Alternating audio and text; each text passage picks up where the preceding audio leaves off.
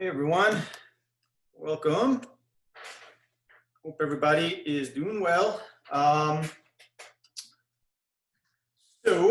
Plan for today is to start talking about a new proof technique, introduce a new proof technique called induction, proof by induction. So we'll be working on inductive proofs for the next couple of weeks.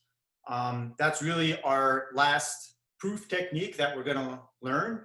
There aren't that many. You've got them all down by soon. And then we'll just focus on some kind of new mathematical spaces where we can apply these proof techniques after we get some practice with induction. So I just want to let you know that homework assignment for next Monday is up in Canvas.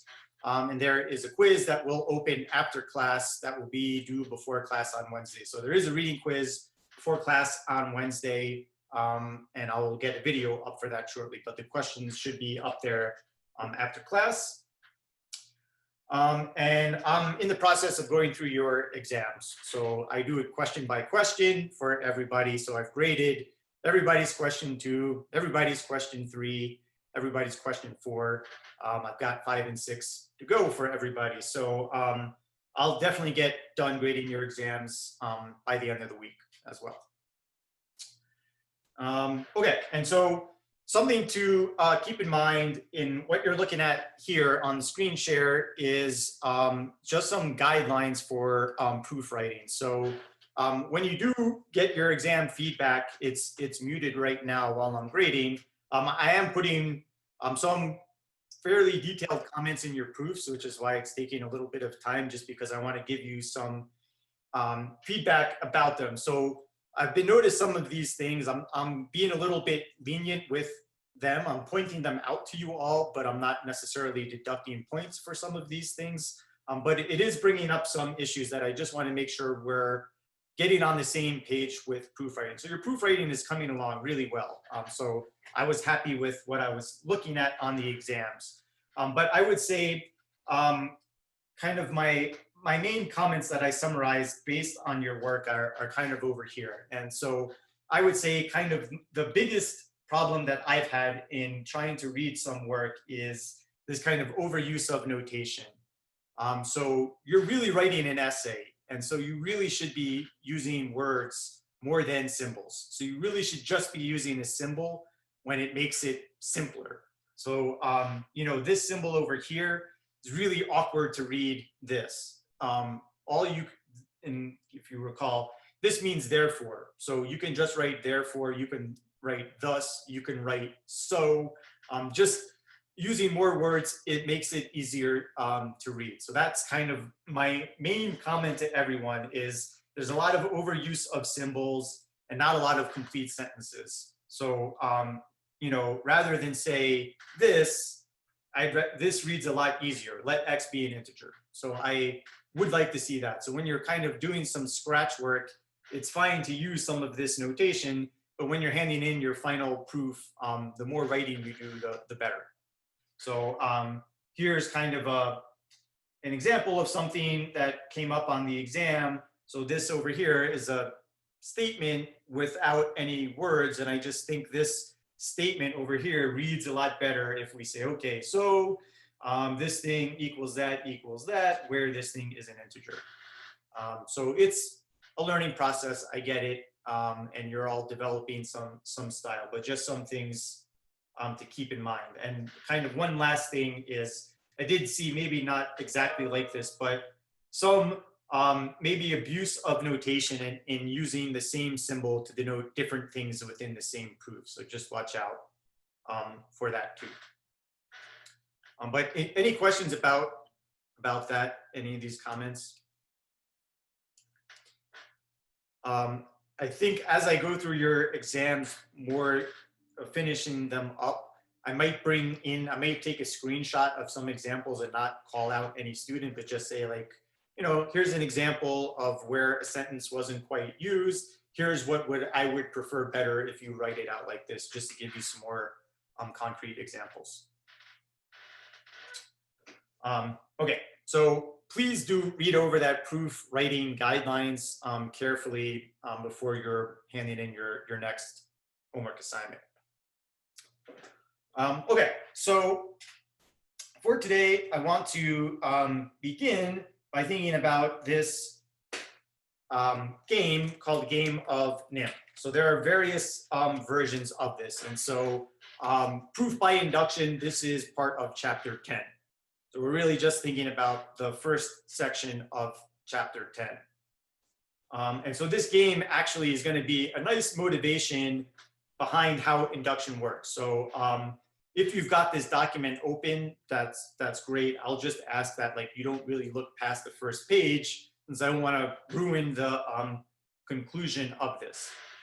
So let's kind of take a look at how the game is played, and then I'm going to have you guys play the game and see if you can develop some strategy. So kind of the mathematical field that we're living in with this game would be like game theory, combinatorics in game theory. So if anybody is interested in game theory, this is an example of that. Lots of applications, particularly in economics. So you got two piles of coins, 1 and 2. Okay, and the piles have the same number of coins in each pile. And so it's a 2-player game. Player 1 goes first. They choose to remove a certain number of coins from one pile. So they can say, I'm going to remove this one, and this one. And then player 2 goes and they can decide, I'm going to remove a certain number of coins. They can choose however many coins you want to remove, but you can only remove coins that are in one pile. So I can't remove coins from here and then remove a couple from here. So then maybe player 2 goes and they say, I'm going to take out this one and this one. And then player 1 goes and they keep going. And the first player who cannot remove a coin is the loser of the game. So let's see how this goes. I'm going to play it on the whiteboard here.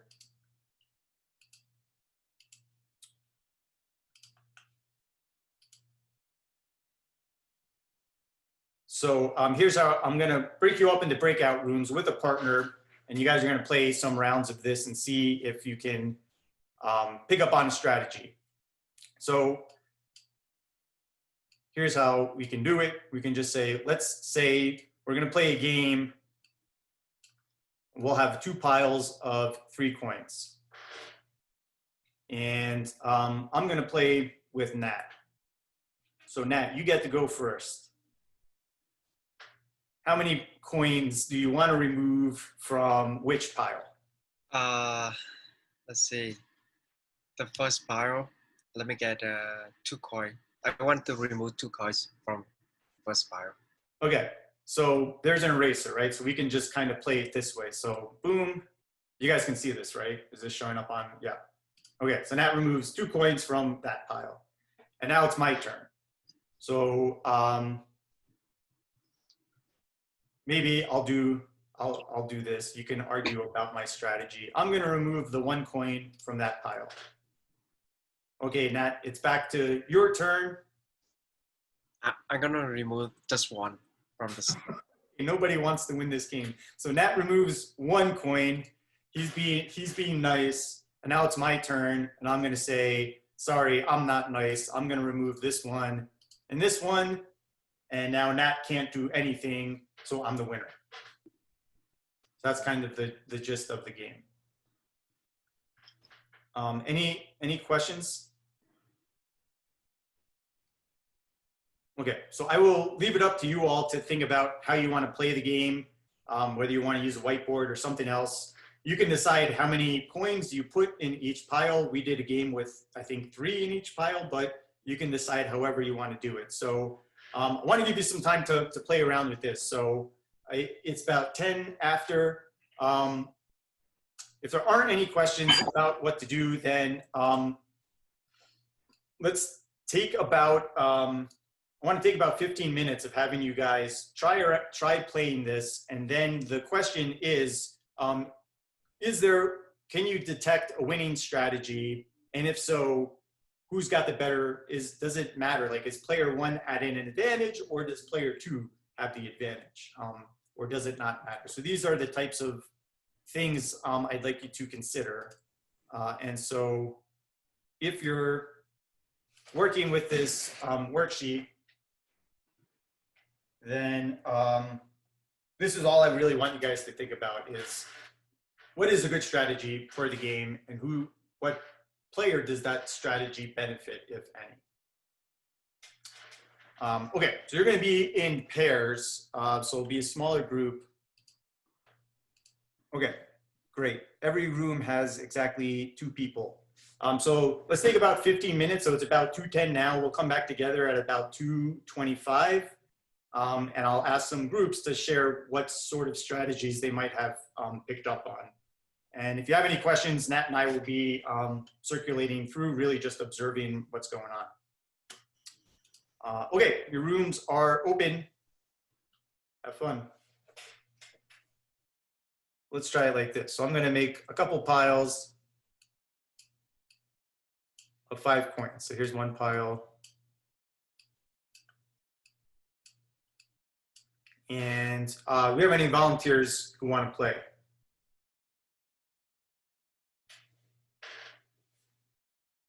I'll get a try. I can go. Okay, so there were 2. So that was Caden, and who was the other? Sorry, I think it was Caden. Is that right? Yeah, I'll play around. One other volunteer. I missed that. I'd say I'd give it a try, but I don't know how to draw on the thing. I also don't know how to draw. Okay, I'll be the eraser. How about that? Cool. Or the drawer. Okay, so sorry, who was the other player? I'm trying to follow the boxes. Vasi. Okay, great, thanks, Vasi. Okay, so it's Caden versus Vasi. Who wants to be player 1 or player 2?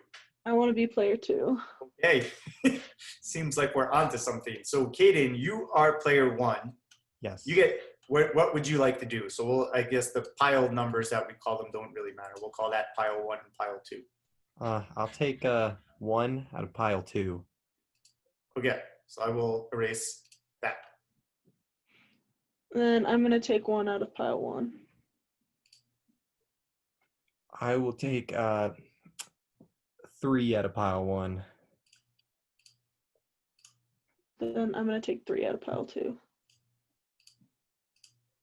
I will take, I guess, 1 out of either of them. And I'll take the other. All right, and Vasi wins. Sorry, Caden, you lose. It happens. Yes, especially if you're player 1, right? Should Yeah. happen. Yeah, and so talking with some groups, it sounds like you've got the right strategy. So do you mind sharing, Vasi? You seem to have figured it out. What was the strategy that you were playing? Well, so thanks for that. You just mimic the move of the first person. The second person always has the advantage. Because as long as the second person knows to mimic the first move of the first person, the second person will always win, no matter what move the first person makes. Yeah, that's right. And so I kind of had a similar discussion with a couple of other groups. That's right. And kind of the strategy that some groups were picking up on is that as long as player 2 just does the same exact thing as player 1 to the other pile, they are going to be guaranteed to win. So player 2 definitely has the advantage here as long as they just mimic player 1. Proving that is difficult, right? Maybe you can play a bunch of games and pick up on the strategy, and then you can use the strategy and see that it's working no matter what value of n is. But we want to show that that's going to work for all values of n, no matter how many coins we put in each pile. And it's a little bit tricky. So that's where induction might fall in here. So I want to kind of go through how we can formalize the argument that you were getting at in your groups.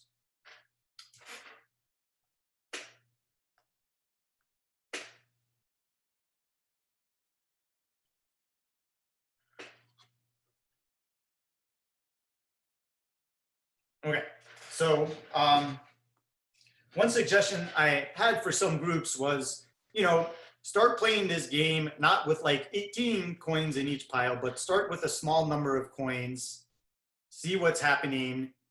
This is what we do in mathematics, right? And then see if we can pick up on a pattern and then see if we can generalize that pattern. So here's the theorem that we would like to prove, okay? We're gonna say that player 2, the second player, has a winning strategy. And so this is something that has a more technical term in game theory, but what we can just associate that means that no matter what player 1 does, player 2 can respond with a move that's gonna guarantee that they are gonna win. Maybe not in that one turn, but eventually. So we're gonna let n denote how many coins we have in each pile at the start of the game. So let's say we have a game with 0 coins in each pile. And player 1 goes first.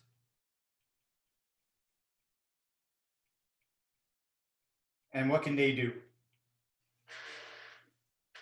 They just lose because there's no. They just lose, right? That's not a very fun game. Player 1 goes first. They can't do anything. They lose.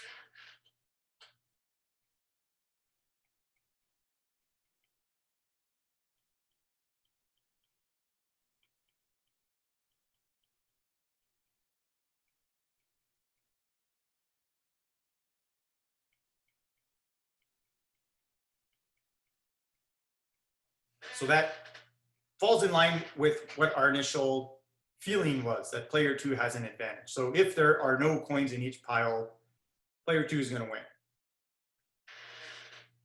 And then we can start to think, okay, let's now start with one pile of one coin in each pile. Player 1 goes first. What is player 1 going to do? They take one coin from either pile. They don't really have much of a choice, right? I mean, they can choose pile 1 or pile 2, but all player 1 can do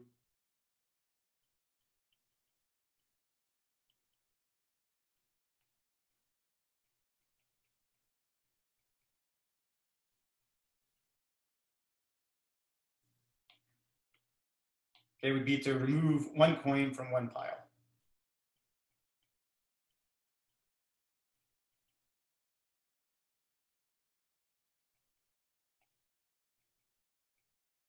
Okay, then player 2 only has one move.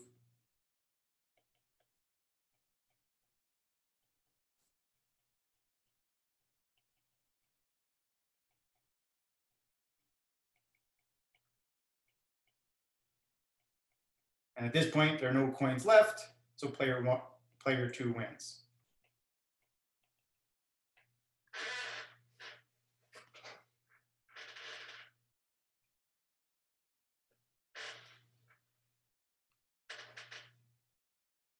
Okay. Any questions about those two cases?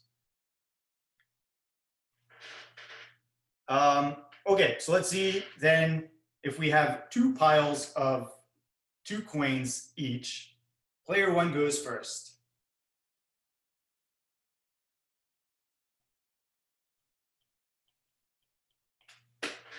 And what options does player 1 have at this point? Take one coin or take 2 coins. Yeah, so if we want to prove that if there are 2 coins in each pile, our assumption here is we want to show that player 2, it's not our assumption, what we're hoping to show is that player 2, no matter what player 1 does, player 2 can win. So what might seem like a good strategy for proving this case for 2 coins?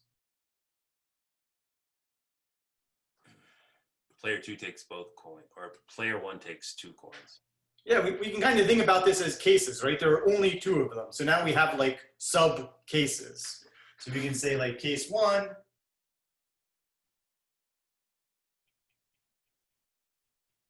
Player 1 removes 2 coins from one pile.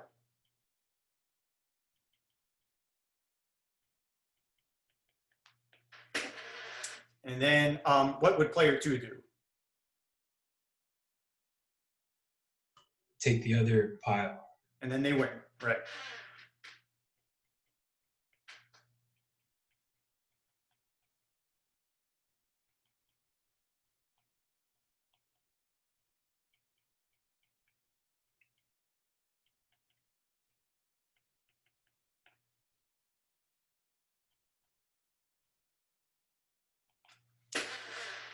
Okay, and then we have a second case, which is player one removes 1 coin.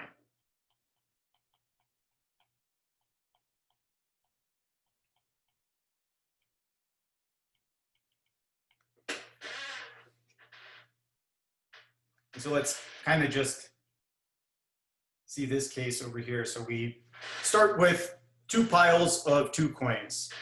And then player one comes around and they say, I'm going to remove this one over here. If player two wants to win, what would be a good move for them to do? 1 coin from the other pile.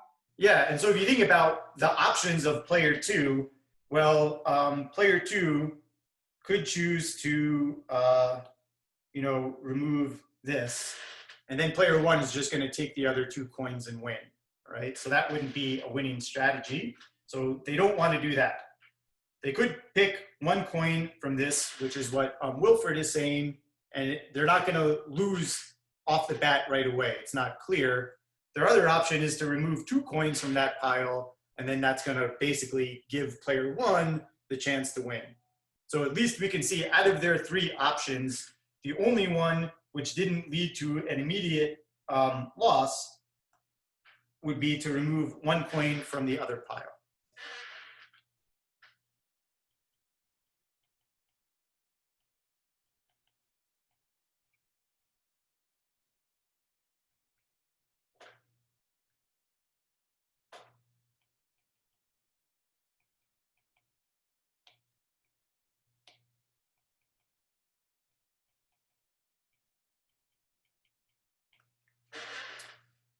So player 2 removes 1 coin from the other pile. So now we've got this setup where only 1 coin remains in each pile. So that means player 1 doesn't really even have an option at this point.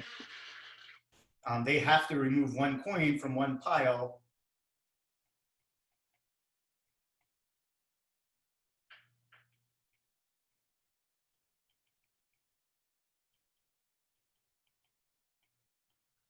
Then player 2 will remove the last coin.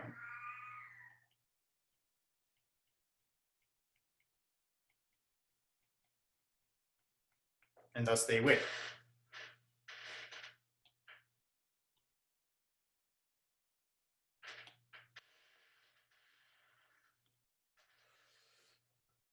Okay, questions?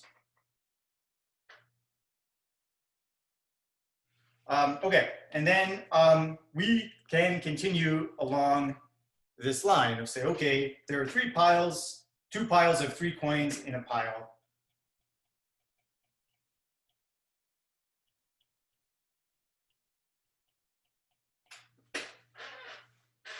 Player 1 goes first, and then we can list out all of their options, right?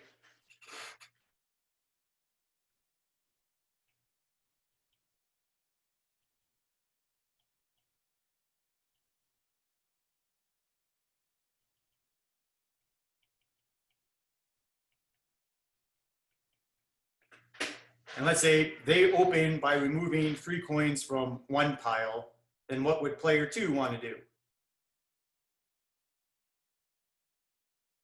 Take the other Take pile. one from the other pile. Yeah, okay, they would just take the other 3 and they win.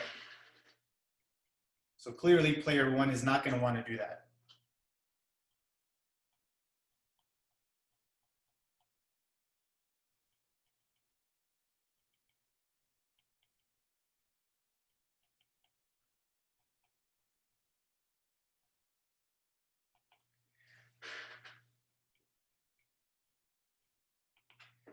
Okay, and then we can list all of these cases and all of these cases, and then start to indicate what are some of the ramifications. Okay, then we can do 4, 5, 6, and 7. And so we really don't want to do this because we have an infinite number of cases that we need to consider. So just trying to build off of what we've already done. We've worked with cases. It's not a bad idea. And actually, it's a good way to start to pick up on a pattern of what's happening here. But this is not going to be a very efficient way to prove this. So the point is, let's see how we can try and streamline some of these arguments. I'm not going to beat this to death over here. I hope you're kind of picking up on at least like the logic that you would want to do to start to figure out this strategy. Any questions so far? Okay, so let's kind of think about what's going on with this case of piles of 3 coins each. So whatever player 1 does, whether they remove 1 or whether they remove 2, or whether they remove 3 coins from the pile, player 2 can mimic exactly what that player does to the other pile. That's what was happening when we started to map this out. You can say, okay, player 1 goes first, they remove 3 coins from one pile, player 2 should do the same. And if we actually went through all of these cases, you would see, okay, case 2, they remove 2 coins from the pile, then player 2 should also remove 2 coins from the pile.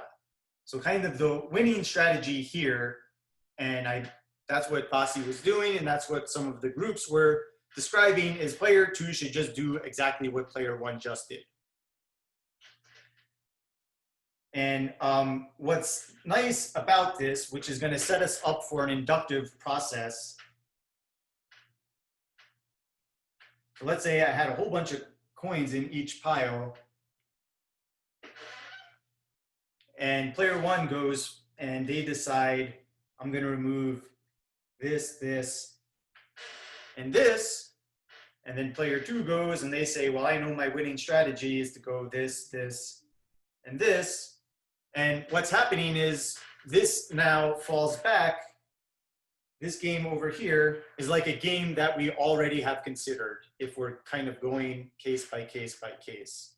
So what we're trying to say is that if we employ a certain strategy, the game is going to fall back to an earlier case that we've already considered, and we don't need to reconsider it again. That's the goal here. So let's try and write out this case for 3 coins a little bit more carefully. And let's do it in a way that isn't going to require us maybe to write out 1 million of these subcases. So let's say, okay, player 1 goes first.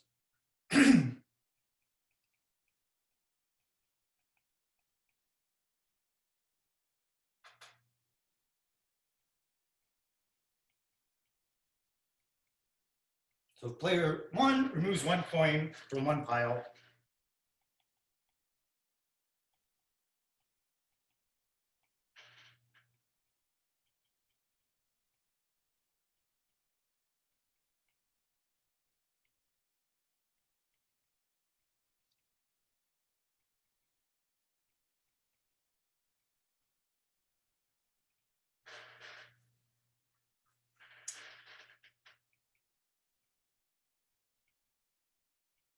Okay, and now there are 2 coins in each pile.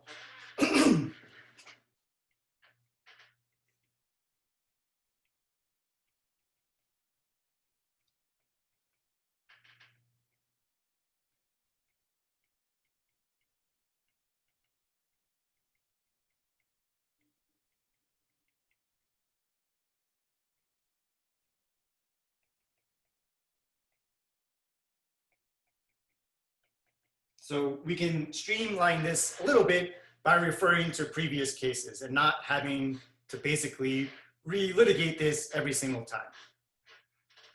So if there are 3 coins in each pile, player 1 removes 1 coin from the pile, player 2 removes 1 coin from the other pile. And look, we've already considered what happens when we're in this case. So we don't need to go through this again. So basically what we're going to do is show that if I do something, it's going to boil back down to a previous case that we've already considered. And we can make the same argument for our other cases. We can say, okay, if they remove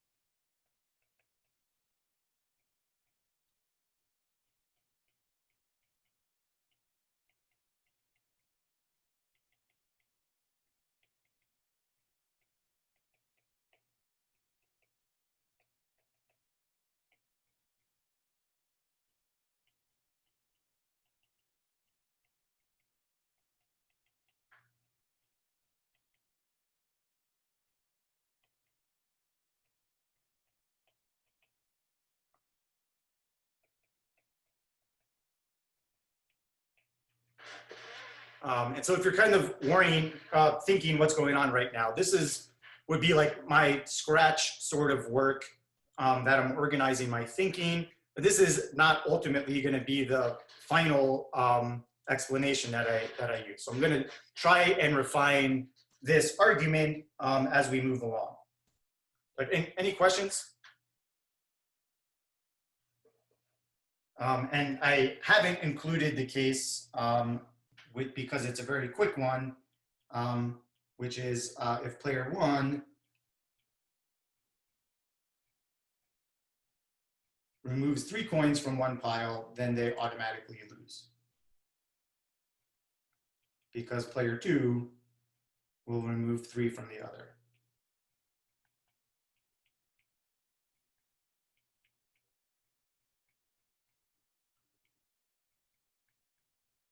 So this handles all of those cases. No matter what player 1 does, we can see player 2 has a strategy that's going to guarantee that they win, namely mimic exactly what player 1 did so that we fall back to a prior case of this game that we've already considered.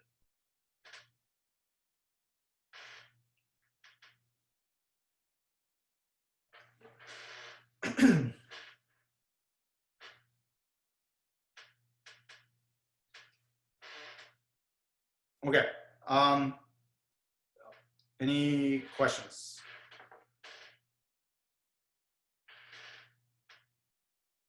Okay, so now let's think about what we can do for the case of piles of 4 coins. So again, we can say, okay, if player 1 goes first,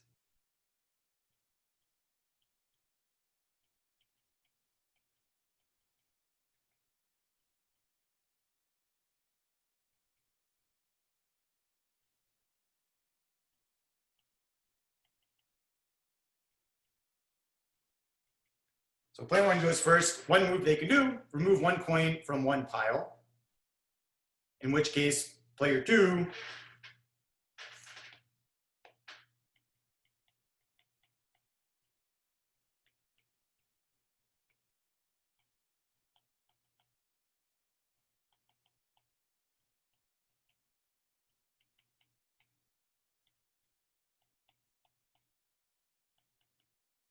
and we say, okay, player 2, they're going to remove 1 coin from each pile. And now we've got 3 coins in each pile. See previous case 3. And we'll find a nicer way of saying this shortly, but that's kind of the spirit here.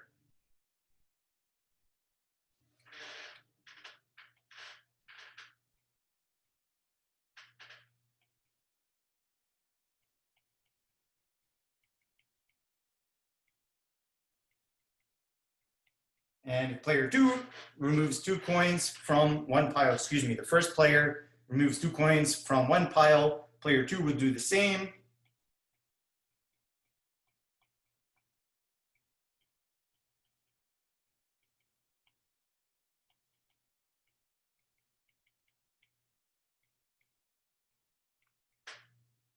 And now we've got 2 coins in each pile. See the case that we've already considered with n equals 2.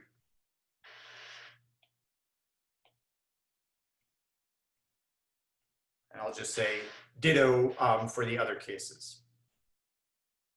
So the real key here is what we're doing is just saying, no matter what player one does, player two can do something so that we're going to fall back to a previous case that we've considered and already know player two has a winning strategy.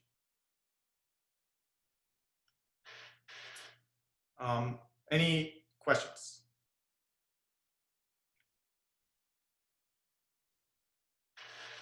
Okay, so let's see how we can clean this up, as you can see, so that we are going to require less and less exposition to prove this. We're going to try and streamline this. So kind of what we're observing here is, at least we've considered cases n equals, well, I guess we've considered 0, but cases n equals 1 to 4, that player one, they're going to remove a certain number of coins from one pile. Player two, they do the same thing from the other pile. And then we suddenly are boiled down to a previous case. That's almost exactly what we wrote over here. So now we can streamline this. Rather than have to list this out 4 different times, we can explain it once and show how it applies for all of these cases. So one way that we could describe what happens in the case of 4 coins more carefully is we can say exactly what's written in the gray box above. Let's say player one removes T coins from one pile.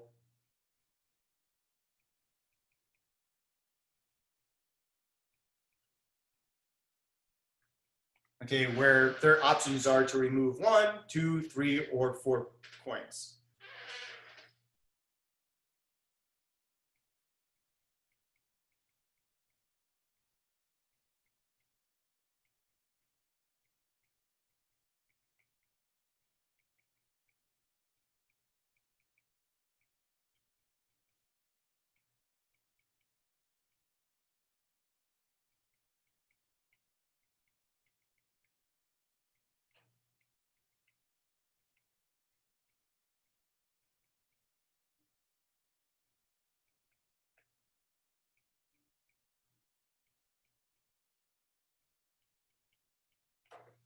So the idea is, okay, we've kind of just taken these 4 bullets that we were trying to write out above, and we've just condensed them because they all just follow the same exact pattern. So I don't need to say if T is 1, if T is 2, if T is 3, if T is 4, because they all follow the same way. So that's a nice advantage in this proof.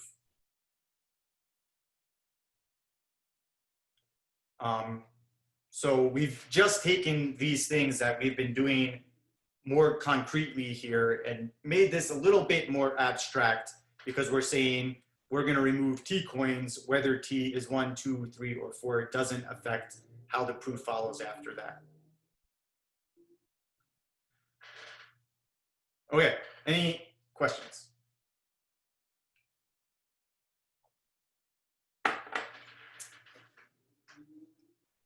And if we wanted to do this, oops, sorry, for 5 coins, let me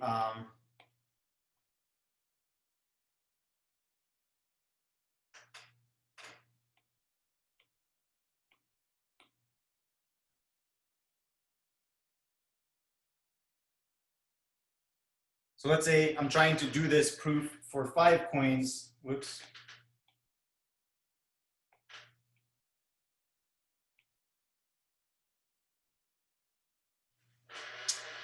What I need to change in this explanation over here to make it work for 5 coins instead of 4 that we had. Change 4 to 5. Yeah, let's just go ahead and each of these 4s here, here, here, we're just going to change to a 5.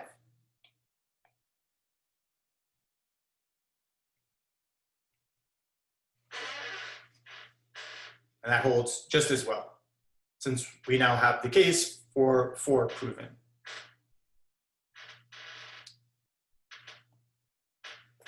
And so we can just generalize this for any integer n.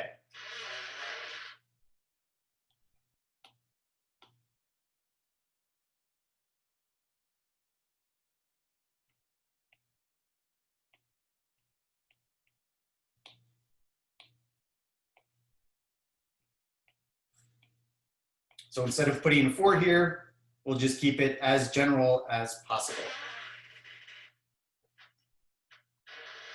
And I think this is what we were getting at with the strategy of the game, which is, okay, no matter how many coins are in each pile, player 1 goes, they remove T coins. Player 2 is going to do the same exact thing in the other pile. Now we still have the same number of coins in each pile, but a smaller case, which we've already considered.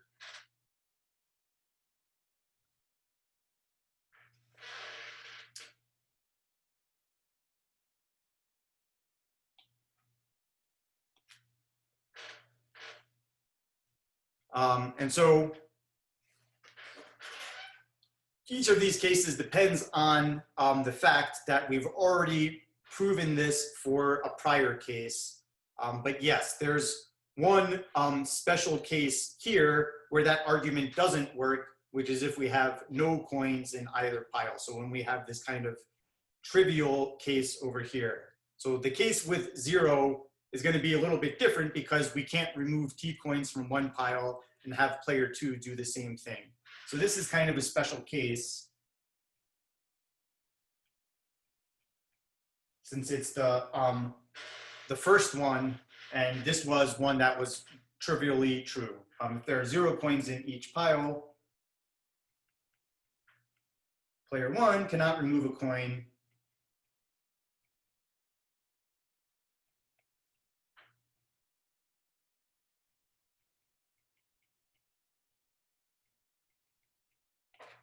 So player 2 wins.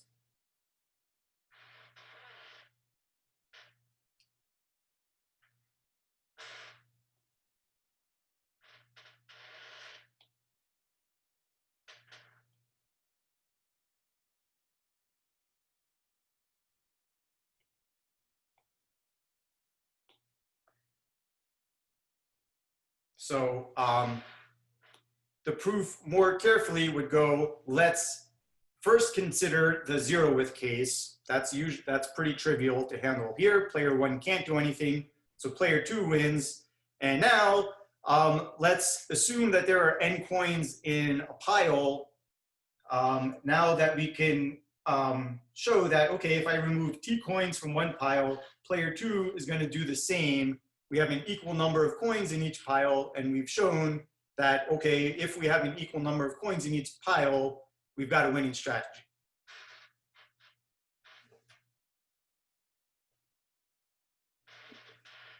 So I'll just say, like, the analogy that you often might hear about, these are dominoes. And it's like induction works like dominoes. So if you have like a whole infinite collection of dominoes and you want to prove that every domino is going to fall over, the only thing you need to prove is if I can prove that the first domino falls over, and I can also prove that if one domino falls over, then it's going to knock over the next domino, then that's enough to prove that they're all going to get knocked out. And that's what induction is doing here. We're going to show the first domino falls, and then we can show that if all of the previous dominoes have fallen down, it's going to cause this one to fall, then we know they're all going to fall down. So it's definitely a much more intricate proof process, and identifying when it's useful to use is important. So we're going to spend more time developing this than some of the other proof techniques. So we'll spend all day on Wednesday and Monday, and probably Wednesday as well next week, just practicing doing some induction. So we'll develop a strategy more clearly. I just wanted to use this game as an example to see where the types of problems where induction is useful and why it's a nice process. But to get back to where we started at the start of class, if I wanted to write this up as a final proof, all of this stuff here is great. This kind of goes through our logic, but in the end, I want to try and hand in something which is, you know, my most careful explanation of what's going on, and leaving out things that are not necessarily needed and only including things that are needed. So when you're writing out proofs, it's useful to first state, here's the thing that I'm trying to prove. So you might preface this with theorem or claim or proposition if that's what it is. Here, we're just trying to prove this statement. And then when we're proving things now, what I have in those guidelines, proof writing guidelines, is if you're not using direct proof, then indicate what proof method you're going to use from the get-go. So for example, I would say proof by contradiction, proof by contrapositive, in this case, proof written as induction. And so we're going to first discuss, like, what is it that we're doing induction on? And so here, we're going to do induction on the number of coins in each pile. And then there's two things that we need to consider. We need to show that the first domino falls down, and then we need to show that if all of the previous dominoes have fallen down, that's going to cause the next domino to fall over. Essentially, that's what's going on in these two parts. So the base case, the very first, the smallest value that n could be would be no coins in either pile. Player one wins. Okay, then this induction step is going to say, well, let's assume that there is a winning strategy for all values of n bigger than 0 up to but not including some value n. So in other words, we're going to assume that there is a winning strategy for any value of k bigger than or equal to 0 and less than n. So this is saying all of the previous dominoes fall over. And from that assumption, if we can show that the next domino falls over, we've got this. So that's what this sentence is saying here. We're going to assume player 2 has a winning strategy for any value of k which is less than n. And now let's consider what happens if we have this new case n, which is bigger than the values of k that we've assumed so far. And now what we can say is, okay, player 1 goes, they remove a certain number of coins, whatever it is, we'll call it t. If player 2 removes the same number of coins from the other pile, we now have n minus t coins left in each pile. And we've assumed that the previous dominoes have fallen over. So we've assumed that player 2 has a winning strategy for smaller values of n. So therefore, player 2 has a winning strategy if we have exactly n coins in each pile.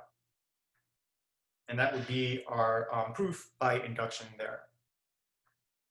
So we'll polish this off and much more next time. But the idea here is there's kind of two proofs that we're going to need to do. It's like a cases proof, except we're going to say, here's one case when n is 0, and then here's every other case that we're going to group together over here, since all of these other cases all follow very much the same way.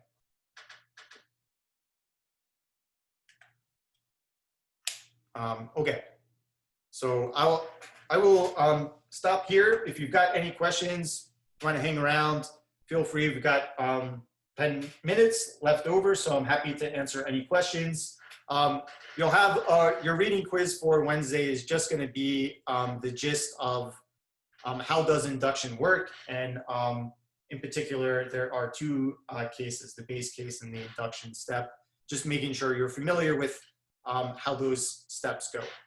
And then we'll work on that together on Wednesday.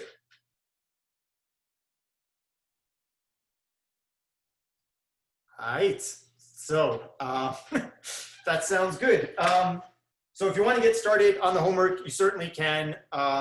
I think there's about 5 or 6 problems on it. Since we haven't gotten too much into induction yet, you might have some trouble, but I would say the first problem would be a good one to practice. So you might want to give the first one a shot on the homework assignment, and if you can't figure it out, that's exactly what we'll talk about on Wednesday.